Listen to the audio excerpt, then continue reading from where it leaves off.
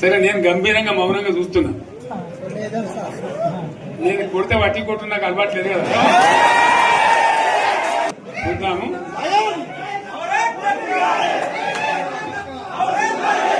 నాకు కానీ అన్నట్టుగా నేను చూస్తా ఉన్నా. కానీ మనోళ్ళందరూ కూడా ప్రతిపాదిస్తుంది ఏంటంటే, ఒక సంవత్సరం జరిగిపోయింది, సంగమేశ్వర ఆన్నే పన్నది, బసవేశ్వర ఆన్నే పన్నది, పాలమూరు ఉత్పత్తుల పథకం ఆన్నే పన్నది, కాళేశ్వరం అట్లనే పెడుతున్నారు. ఇవన్నీ అన్యాయాలని కాబట్టి ఫిబ్రవరి నెలాఖరులో ఒక పెద్ద బహిరంగ సభ పెట్టాలి, మీరు కథ చూడాలి అని జరుగుతూ ఉంది. కాబట్టి మీరు కూడా పెద్ద ఎత్తున దయచేసి ఆ సభకు కదిలి రావాలి. కథ దూరమే ఉండదు. ఆ రకంగా తెలంగాణ శక్తి ఏందో మరొకసారి చూపించి వీళ్ళ మెడలు వంచి ఇప్పుడు సాధించాలి. భవిష్యత్ కోసం కూడా కొట్టాడకు మనం సిద్ధంగా ఉండాలని తెలియజేసుకుంటూ, పరమేశ్వర్ గారికి అంతటి లోకమంతరం ఇది. కోటి రూపాయల భూమి ఇప్పుడు 50 లక్షల కట్టుకోలేదు.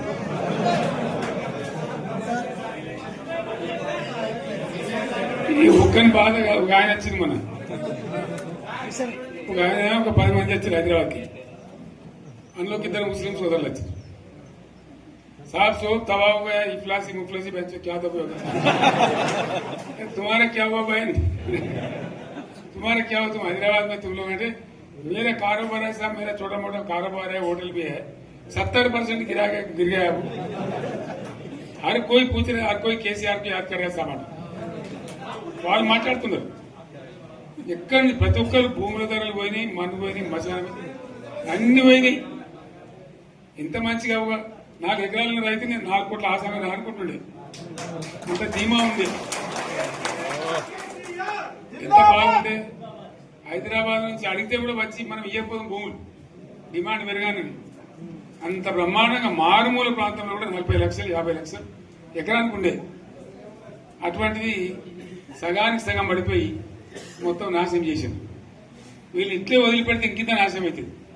కాబట్టి మనం కొట్లాడాల్సిందే. నేను ఇంకొక మాట మీకు చెప్తా. ఎలక్షన్లలో నేను మస్తుగా చూసిన 50 ఏళ్లలో పార్టీలు గెలితే ఓడతాయి. ఇంత మాయలు ఏడాది లోపలనే కాంగ్రెస్ పార్టీ దొరికితే కొడతాం రాని అంత గొప్పగా.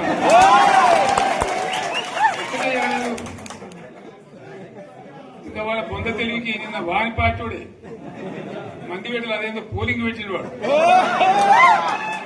చూసారా మీరు? ఆ పోలింగ్ పెడితే 70% మనకు వచ్చింది, 30% మనకి. వాడు పెట్టింది మనం పెట్టింది కాదు.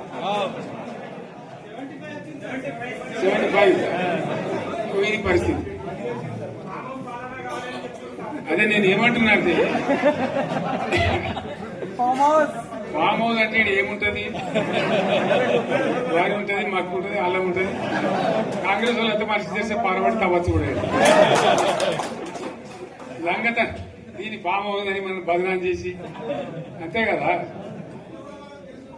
నేను ఏమంటున్నా అంటే, అన్ని మబ్బులు వీడిపోయినట్టు ప్రజలకు అన్ని తెలిసిపోతున్నాయి. మంచి ఏంది, చెడ్డ ఏంది, ఏం జరిగింది అన్ని ఇంకా ఘోరమైతుందని చెప్తున్నా. వీళ్ళ తెలియదక్కతనానికి ఏమైంది? నిన్న మొన్న రిపోర్ట్ వచ్చింది. Comptroller and auditor general of India అని కాగ్ అంటారు దాన్ని. కాగ్ రిపోర్ట్ వచ్చింది. పోయిన సంవత్సరం మన గవర్నమెంట్ లో వచ్చిన ఆదాయం కంటే 13,000 కోట్ల రూపాయల ఆదాయం తగ్గిపోయింది. ఇంకా మార్చి పోయే వరకల్లా ఇంకో 3-4 కోట్ల అవుతుంది. అంటే 15,000 కోట్ల ఆదాయం పోతుంది. మన గవర్నమెంట్ ఉన్నప్పుడు ప్రతి ఏడాది 15,000 కోట్లు పెంచుకుంటూ పోయినండి, చెప్పేసుకుంటూ పోయింది. ఏడాది 10 నుంచి 15,000 కోట్ల ఆదాయం పెరిగేది మన టైంలో. అంత జాగ్రత్తగా మనం వ్యవహారం చేస్తాం. ఇలా ఉల్టా 15,000 కోట్లు పడిపోయింది. ఇంకా వాడేమిస్తాడుగా, ఇంకా ఇస్తారా? ఇంకో 4-5 నెలలైతే జీతాలే కష్టమైంది ఉంటుంది. అందరికి పెండింగ్ పెట్టి రిటైర్ అయిన దొత్తలు పైసలు మీరు చూస్తారు కదా పేపర్లలో. సో ఆ విధంగా రాష్ట్ర ఆర్థిక పరిస్థితిని కూడా దివాలా తీయించారు. వాళ్ళతోనేం కాదు, 100కు 100% ఇప్పటికే ప్రజల నిర్ణయానికి వచ్చిండ్రు. డెఫినెట్ గా రాబోయే గవర్నమెంట్ మనదే అని అనుమానం కూడా అవసరం లేదు. సింగూరు నుంచి లిఫ్ట్ చేసి సంగమేశ్వర, బసవేశ్వర 2 లిఫ్ట్లు పెట్టుకున్నాం. 2 తాలూకాలకు రెండింటికి కూడా లక్ష లక్ష ఎకరాల పైచీలకు వచ్చేట్టు ఎకరాల నీళ్ళ చెట్టు పెట్టుకున్నాడు. మళ్ళీ మన నుంచే కావాలి, మళ్ళీ ఇది లైన్లోకి రావాలి. అందరు మంచిగా ఉండాలి. ఎందుకంటే మనకు మన పార్టీకి కులం లేదు, మతం లేదు, జాతి లేదు. తెలంగాణలో ఉన్న ప్రతి బిడ్డ మనోడే. వాళ్ళు ఏ మతం ఉన్నారు, ఏ కులం ఉన్నారు మనకు అవసరం లేదు. ఈ తెలంగాణ బార్డర్ గీత లోపలిన బిడ్డలు అందరు మనోళ్ళే, అందరు బాగుపడాల్సిందే. ప్రతి ఒక్కరికి న్యాయం జరగాల్సిందే. ఆ న్యాయం జరిగి ఆ ఫలితాలు తెలంగాణకు వచ్చేదాకా ఇంకెవ్వడు కొట్లాడాడు, ఎవరితో కాదు. అది అబద్ధాల పంచాంగం. మళ్ళా మనమే కొట్లాడాలి. అంతేనా? పక్క మాట అనేది కొట్లాడదాం కదా. ప్రాణం పోయినా సరే తెలంగాణకు రక్షకులు మనమే. తెగించి కొట్లాడాల్సిందే. తెలంగాణ హక్కులను కొట్లాడాల్సిందే. మనమే కొట్లాడి తీరాల్సిందే. అనే రెండవ మాట లేదు. కాబట్టి దయచేసి అవసరమైన సందర్భంలో మీ జిల్లా నాయకులు పిలిపిస్తారు, రాష్ట్రం నుంచి నేను కూడా పిలిపిస్తాను. మీకు సిద్ధపడి ప్రత్యక్ష ప్రజా పోరాటాలు లేవదీసైనా సరే మన ప్రాజెక్టులు సాధించుకోవాలి, మన నీళ్లు సాధించుకోవాలి, మన ప్రజలకు అన్యాయం జరుగుతుంటే ఎదురు తిరగాలి, కొట్లాడాలి. తప్పకుండా ప్రజలకు న్యాయం చేసేదాకా మనం ముందు పోతూనే ఉండాలి. తెలంగాణ కోసమే బయలుదేరిన జెండా గులాబీ జెండా. తెలంగాణను సాధించింది గులాబీ జెండా. తెలంగాణను మంచిగా చేసి లైన్లో పెట్టింది గులాబీ జెండా. భారతదేశంలో నంబర్ 1 అనేక విషయాల్లో చేసి సాధించి చూపెట్టింది గులాబీ జెండా. కాబట్టి దయచేసి నేను మీ అందరిని కోరేది, మీకు మంచి ఎమ్మెల్యే ఉన్నాడు మాణిక్రావు గారు. ఆయన నాయకత్వంలో మంచిగా పనిచేసి మంచిగా ముందుకు పోయి చాలా చక్కగా మంచి ఫలితాలు భవిష్యత్తులో సాధించాలి. పరమేశ్వర్ పాటిల్ గారికి, వారు వెంట వచ్చిన మిత్రులకు నేను ప్రత్యేకంగా ధన్యవాదాలు చెప్తా ఉన్నాను. ఇటువంటి కార్యకర్తలు, ఇటువంటి నాయకులే పార్టీకి పట్టుబొమ్మలు, తెలంగాణ జాతి రత్నాలు. తెలంగాణకు ప్రమాదం వచ్చిందన్నప్పుడల్లా ఇటువంటి బిడ్డలే ఎక్కడో లేచి నిలబడి వాళ్ళ మా తెలంగాణని ఆ సోయి చూపెడతా ఉన్నారు. మీరు నడిచిన 140 కిలోమీటర్ల పాదయాత్ర వృధా పోదు. ప్రజలందరూ కూడా మేము చూసాం. దాంట్లో తోపట కూడా మీతో ఎంతో మంది మాట్లాడింది, అడిగాను మిమ్మల్ని ఎందుకు పాదయాత్ర ఇస్తున్నాను. మీరు కూడా అందరికి చెప్పాను, అంతే కదా. మీకు కూడా అర్థమైంది ప్రజలు ఎంత వ్యతిరేకం ఉన్నదనేది. సో ఆ రకంగా మీ పాదయాత్ర వృధా పోదు, మీ కష్టం వృధా పోదు. తప్పకుండా రాబోయే రోజుల్లో విజయం మనదే. అయితే మన విజయం మన కోసం కాదు, అది తెలంగాణ విజయం కావాలి, తెలంగాణ ప్రజల విజయం కావాలి, తెలంగాణ రైతుల విజయం కావాలి అని మనవి చేస్తూ మరొకసారి పరమేశ్వర్ను వారి బృందాన్ని అభినందిస్తూ వస్తున్నట్టు మనకు లైన్ ప్రాజెక్టు చెరువు కింద నీళ్లు తీసుకుంటే బంద్ చేసినాం, నీటి తీరువ రద్దు చేసినాం. అట్లా ఎన్నో సదుపాయాలు చేసుకున్నాం. రైతులు బాగా జరుగుతుండే. అప్పుడప్పుడు ఏమవుతుంది, కొన్ని దుష్ట దినాలు వస్తాయి, చెడు గడియలు వస్తాయి. మనోళ్ళు కూడా అలవోకగా ఓట్లేశారు. మీరు గొప్పలే, మీరు మాణిక్రావుని గెలిపించారు. కొన్ని నియోజకవర్గాలలో అత్యాశకు పోయి నేను చెప్పినప్పుడు అప్పుడు మంది మాటలు పట్టుకొని మారమానం పోతే మళ్ళీ వరకు ఇల్లు కాలిపోతారు. వీళ్ళని నమ్మితే అమాంతం మింగుతారు, మోసపోతాం. రైతు బంధుకు రామరామ అంటారు, దళిత బంధుకు జైబీం అంటారు. వీళ్ళు ముంచుతారా నాయన అని చెప్పిన ఆయన వాడు తులం బంగారం ఇస్తా, నీకు ఏంటి, నీకు బంగారం వడ్డానం పెడతాను కానీ ఆయన నమ్మి ఏమో మీ సంగతి ఎంతో చూద్దామని ఆయన వేశారు. వేసింది ఇరుకపోయారు, బావిలో పడ్డారు, అయిపోయి ఉన్నాయి అన్ని మీకు. ఇప్పుడు మళ్ళీ మొదటికి వచ్చానా కైలాసం ఆడలో పెద్ద పంపించినట్టు అయింది మళ్ళీ, అంతే కదా. ఆలోచన లేకుండా ఎటు పడితే అటు ఎవడో ఏదో చెప్తే నమ్మి ఓట్లేస్తే ఏమైంది అనేది ఒక మంచి గుణపాఠం ఇది తెలంగాణ. గ్యారంటీగా మంచిగా సంసారం జరుగుతుంది. జర తువ్వకొచ్చినాం, రైతులు ఇంత ముఖం తెలివైతుంది, ఇంత బాకీలు కట్టుకుంటుండ్రి. ఎంతో మంది పాపం సిటీలు వేసుకుంటారు, ఏదో వేసుకుంటారు.